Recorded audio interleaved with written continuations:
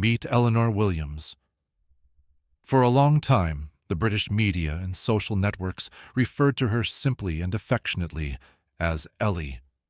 She grew up in Barrow-in-Furness, a harsh industrial port town in northwest England, swept by the cold winds of the Irish Sea.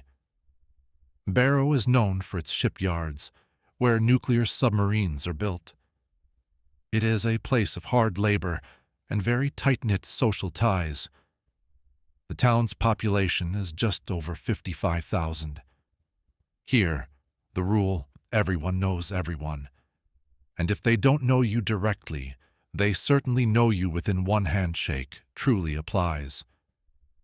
Nearby lies Walney Island, separated from the mainland by a narrow channel and connected to the town by the Jubilee Bridge, a drawbridge. Beyond that bridge, life feels even more insular. Fewer outsiders, more behind-closed-doors conversations.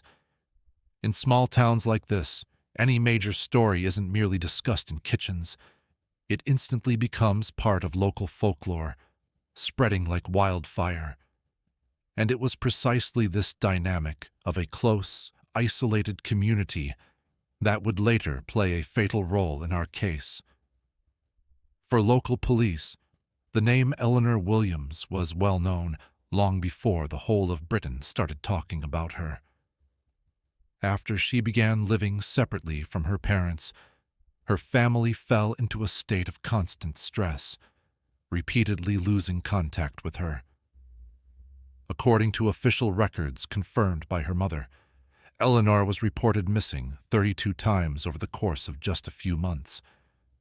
The pattern was always the same. She would disappear, police resources would be mobilized to search for her, and then she would be found. Sometimes she was severely intoxicated with alcohol or drugs.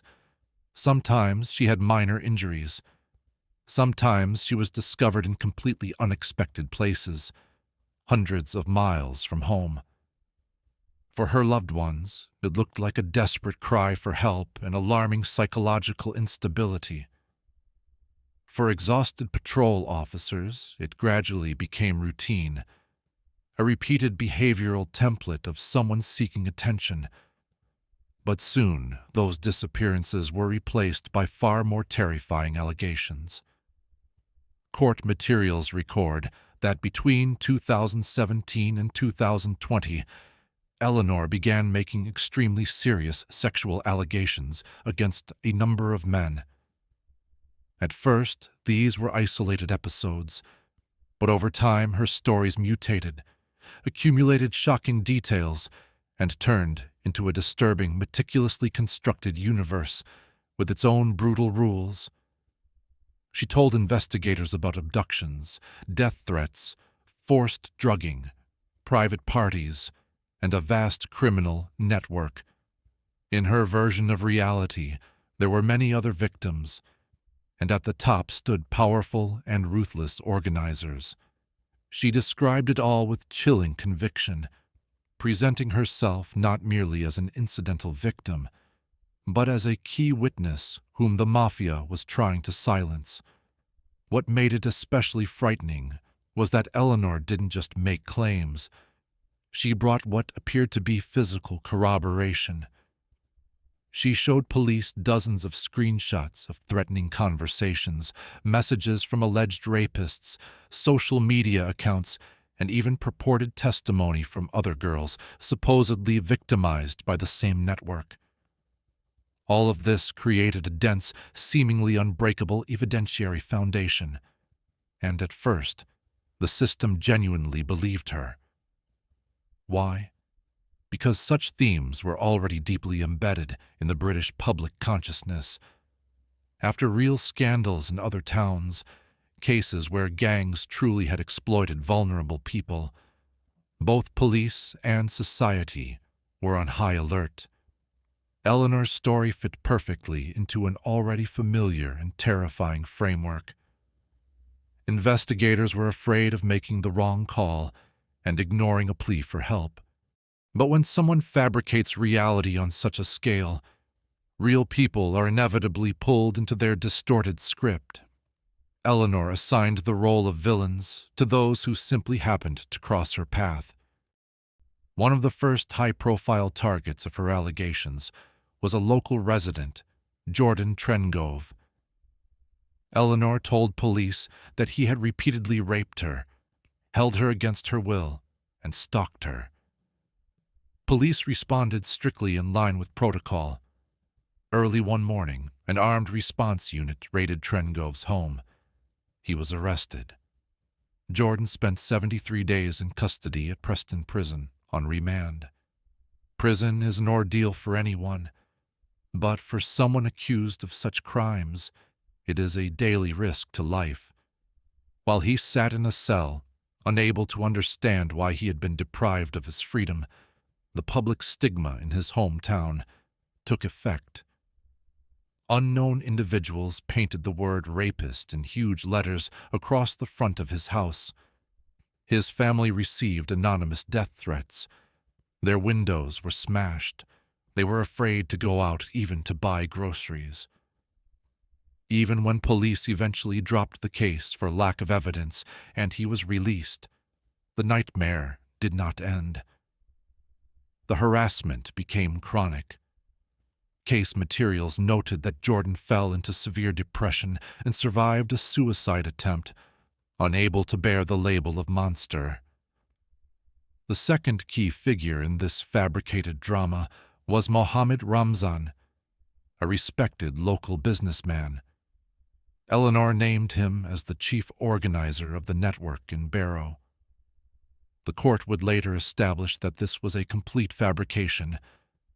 They were not even properly acquainted. But before the trial, Ramzan's name had already become toxic. He was arrested repeatedly. The business he had built over years was destroyed. People boycotted his shops en masse. His home and loved ones became targets of round-the-clock threats from local vigilantes. His reputation and good name vanished overnight. During the trial, testimony was heard that after the wave of hatred, Ramzan reached the brink of despair and also attempted to take his own life. This effect is among the darkest features of false accusations in the Internet age. A loud allegation is always more powerful than the quiet retractions that follow. Society loves scandal, but is reluctant to read dull acquittals. There was also an episode that starkly illustrates the sheer roulette of lies. A young man named Oliver Gardner simply happened to cross paths with Eleanor on the street. They exchanged a few words. Some time later, he learned in horror that his name, too, appeared on lists of the accused. Eleanor simply wrote him into her script because she remembered his face. It destroyed Oliver's life. He fell into severe post-traumatic stress. The implication is chilling. When a sociopath constructs a lie, absolutely any passerby can be pulled into it as a disposable extra. The central explosion that turned a local drama into a national crisis occurred in May 2020, during the first and strictest lockdown. People were confined to their homes. Anxiety levels were off the charts. Society lived through smartphone news, and the country's emotional temperature was at boiling point. On May 18th, Eleanor once again vanished without a trace. Late that evening, police found her on wasteland near her home. She looked horrific. Multiple bruises, a badly swollen eye, deep cuts, and injuries to her fingers. Her version of events was cinematic. She claimed she had been lured into a car, taken to an unfamiliar house where several men brutally abused her. After hours of torment, she said, she was brought back and dumped by the roadside like rubbish. However, forensic examination and meticulous investigation began to reveal a very different picture. Soon, during a search of the area, literally just dozens of meters from where she was found, officers discovered an ordinary builder's hammer hidden in the grass by a fence. Analysis showed only Eleanor's blood and DNA on it. No traces of any attacker. The forensic pathologist who examined her injuries reached a shocking conclusion. The nature of the damage categorically did not match her account of an assault. The injuries were entirely consistent with self-harm. The hammer blows landed precisely on the areas of the face and body that a person can reach themselves. The overall pattern of injury and the absence of typical defensive wounds all pointed to the same thing. She had beaten herself. Realizing that police were beginning to ask uncomfortable questions, Eleanor took a step that turned her personal lie into a nationwide storm. On May 20th, she published a lengthy post on social media. She attached shocking photographs of her mutilated face. In an emotional, manipulative text, she claimed she had been systematically beaten and exploited by Asian men. She described it as part of a long-running network involving dozens of people, while police allegedly did nothing. A crucial detail: she did not tell her followers that at that very moment she was already under investigation on suspicion of perverting the course of justice. To the internet audience, she appeared as a defenseless victim of the system. The reaction was immediate and devastating. The post was shared hundreds of thousands of times within days. An unprecedented wave of public support rose. Solidarity groups were formed across Britain. People donated en masse. More than £22,000 was raised. But empathy went hand in hand with pure, uncontrolled rage. Barrow found itself on the brink of a social explosion. Protests began. Radical activists arrived in town intent on vigilantism. Local police were accused of corruption, but the main order fell on the local Asian community. Police recorded more than 150 crimes and incidents directly linked to Eleanor's post. Restaurant owners were afraid to open their businesses. People's car windows were smashed. Insults were shouted in the streets. Hate crime in normally quiet Barrow skyrocketed. While emotions boiled over in the streets, detectives did what ultimately always prevails over emotion. They painstakingly checked the facts. Police requested terabytes of data, CCTV from across the town, mobile phone billing records, geolocation data, bank statements. Time and again, reality shattered Eleanor's versions to pieces. Where her stories featured kidnappers driving her in a boot, street cameras dispassionately recorded her calmly walking alone. On a day when she claimed she was being held in slavery and starved in a den, CCTV in a local supermarket captured Eleanor in good spirits buying instant noodles. Where she described total control, her bank card documented travel, hotel bookings, and the ordinary life of a free young woman. Special attention at trial was given to how Eleanor created her famous screenshots. It turned out she was the director of an entire virtual world. Investigators proved she manipulated message threads. She renamed contacts in her phone, friends and acquaintances, with the names of fictional rapists, sent messages, took screenshots, and then deleted traces. The most striking example of her manipulation was the creation of an imaginary victim named Nicole. Eleanor showed police heartbreaking messages from this girl, who supposedly was also being held captive. Technical analysis showed that Nicole existed only as pixels on a screen. The messages were sent from one mobile phone in Eleanor's hand to another phone lying on the table in front of her. She was literally building a world with her own hands acting out dialogues with herself for months. The final act of this drama unfolded in court. The defense attempted to argue that Eleanor was a deeply traumatized person and that her actions were the result of mental health issues and emotional instability. But the facts were uncompromising. The jury found Eleanor Williams guilty on multiple counts of intentionally perverting the course of justice, one of the most serious offenses, undermining the very foundation of public trust. The judge's final sentence was severe: 8 years and 6 months imprisonment.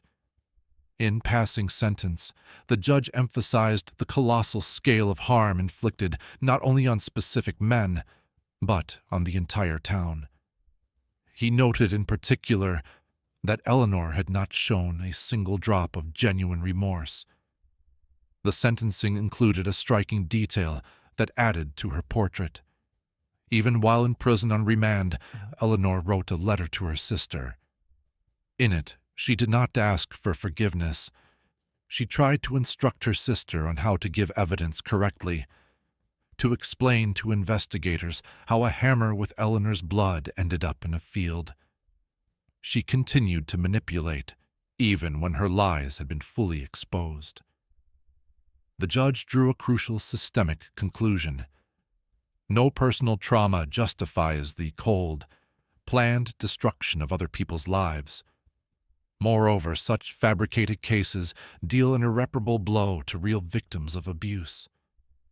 Because of stories like this, genuine victims may fall silent, fearing that the public and police simply will not believe them. This story ended with a prison sentence for Eleanor. But for those she accused, the ending has not arrived even now.